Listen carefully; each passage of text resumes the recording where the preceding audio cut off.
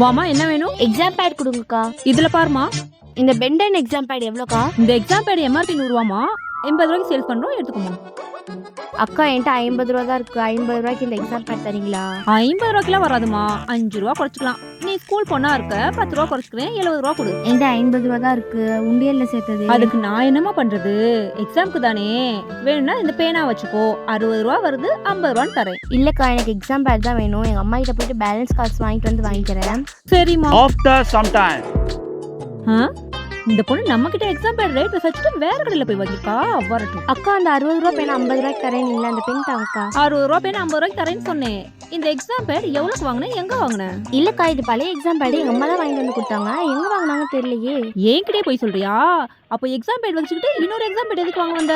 இல்லக்கா எனக்காக வாங்க வரல, என் ஃப்ரெண்டுக்காக வாங்க வந்தேன். ஃப்ரெண்டுக்காக வாங்க வந்தியா? என் ஃப்ரெண்டு பவிஷ்யாவுக்கு எக்ஸாம் பேட் இல்ல, அவ கேலண்டர்ல தான் எக்ஸாமே எழுதுவா. அவளை பார்த்து மற்ற பேர் எல்லாம் கிண்டல் பண்றாங்க. அதான் அவளுக்கு ப்ரெசென்ட் பண்ணதான் எக்ஸாம் பேட் வாங்க வந்தேன். நல்ல ஹேபிட் வச்சிருக்கியே. இந்த பென் 50 ரூபாய்க்கு தரேன், இந்த எக்ஸாம் பேட் ஃப்ரீயாவே வச்சுக்கோ. உன் ஃப்ரெண்ட் பவிஷ்யா கொடுத்துரு. ரொம்ப தேங்க்ஸ்க்கா.